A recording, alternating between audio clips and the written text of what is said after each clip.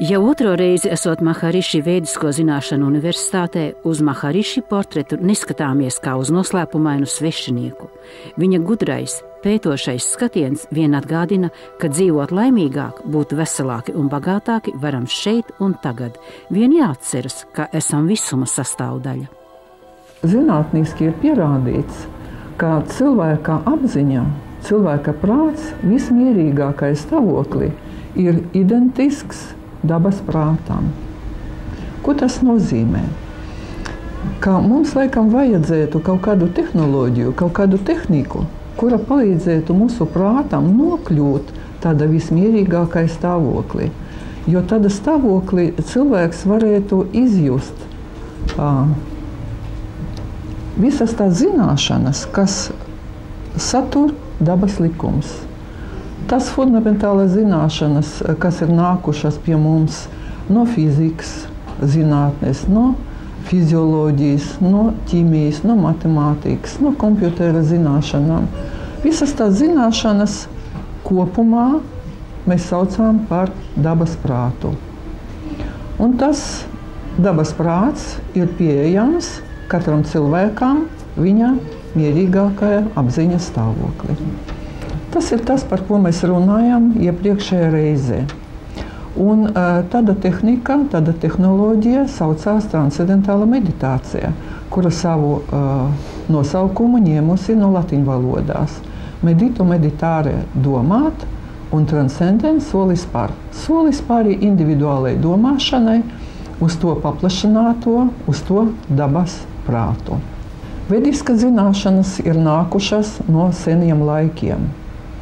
Bet Mahariši, būdams arī fiziķis pēc izglītības, jūs redzat viņa portretu man aizmugurē, viņš ar izcilo zinātnieku palīdzību deva tādu zinātnisku pamatojumu tām senām vedām. Un šeit jūs redzat 3 sējumus, patreiz mums tādu ir 7, kur zinātnieki izpētīja transcendentālās meditācijas rezultātus. Un izrādās, ka tie ir tikai pozitīvi. Piemēram, ja cilvēks pārnācis mājās noguris un aizvera acis, tad stresa hormons, kortizols, uzreiz drusku samazināsies. Bet tiklīdz cilvēks atver acis, tas atkal ir iepriekšējā līmeņa. Bet ja cilvēks sāk meditēt, tad kortizols, stresa hormons, strauji samazināsies un pēc meditācijas beigšanas drusku palielinājas, bet nekad nebūs tāds kā pirms meditācijas. Cilvēks meditējot sāk atbrīvoties no stresiem. Un ne tikai no šodienas stresiem, bet arī no tiem, kas varēja nostāvēt fizioloģijā vairākus gadus. Šeit ir nākoša diagramma. Jūs ziniet, ka cilvēks parasti ielpo un izelpo gaisu. Un tādu ielpojumu un izelpojumu 1 minūtē parasti cilvēkam ir 14. Tas ir pēc pētījumiem. Kad cilvēks sāk meditēt, tad pēc 10 minūtēm viņam uzelpojumu un izelpojumu skaits samazināsies līdz 9–10. Tas liecina par to, ka cilvēks ir ļoti labi atslābināts. Amerikas Savienotas valstīs vienā apdrošināšanas kompānija paņēmusi eksperimentam 2000 cilvēku un vēroja tos 5 gadu laikā.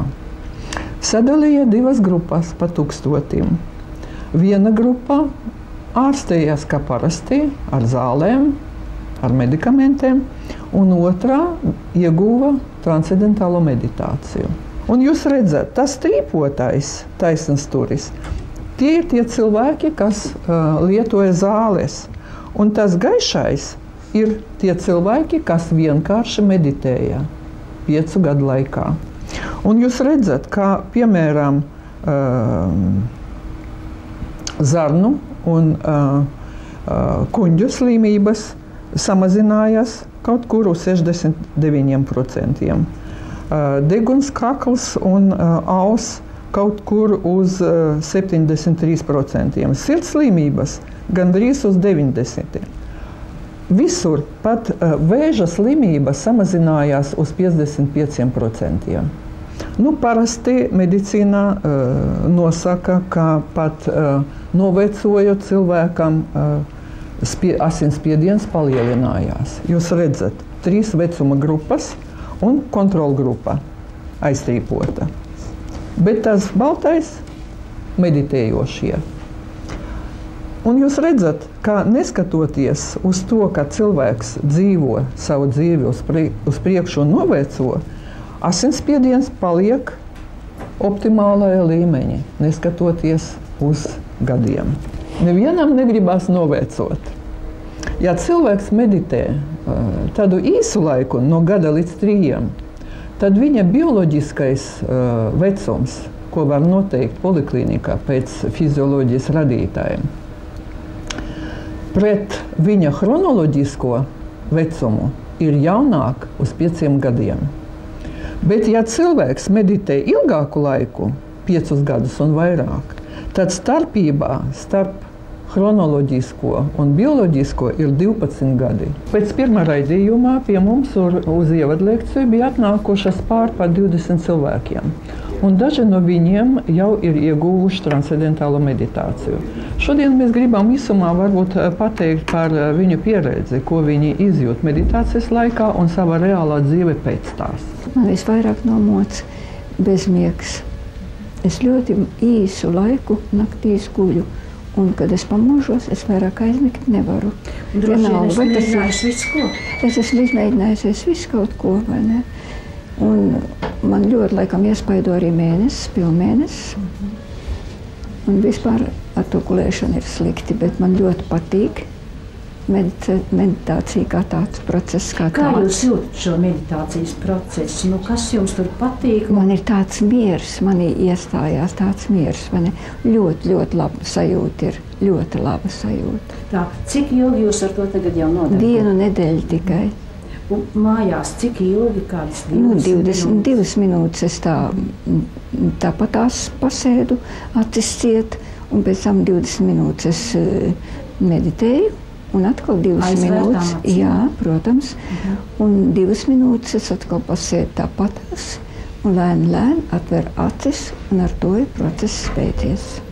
Nu, un pēc tam nākamā nakts ir bijusi tāda, kam mierīgāka? Jā, ir mierīgāk. Bet jūs noticējāt meditāciju? Es ticu, vai ne, kad man labāk viss būs, ko es esmu visu dzirdējusi šeit, vai ne? Es ticu, kad es ar to panākšu kaut kādus uzlabojumus. Parasti iegūt transcendentālo meditāciju var 5 dienu laikā apmēram pa 1 stundai dienā. Ievadlekcija drusku ilgāka, 1,5 stundas, un pēc tam 4 dienas pa 1 stundai. Un cilvēks ir pilnīgi sagatavots, lai pastāvīgi meditēt mājās, sēžot uz krēsla vai uz divanā 20 minūtes no rīta un vakarā. Un tas ir viss. Un ievadlekcijas latviešu grupai mēs organizējam sestdienās 3. Tā kā jūs varat pierakstīties iepriekš, nākiet lūdzu, mēs jūs gaidām. Un mēs ceram, ka jums tas dos baudu. Мой личный опыт был в прошлом году в Голландии, где была собрана очень большая группа совместно проводящих программы. И неожиданно для меня в течение последующего полугода я стал работать в своем бизнесе вместо 10-12 часов всего по 8 часов в день. И несмотря на это, мои доходы возросли в 2 раза.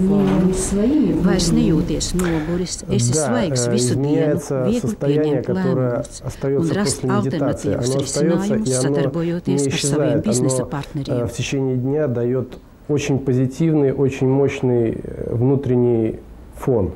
Mēs pārstāvam Latvijā starptautisko kustību. Un šodien starptautiskā kustībā strādā 40 valstīs, realizējot 6 ļoti svarīgus dzīves projektus.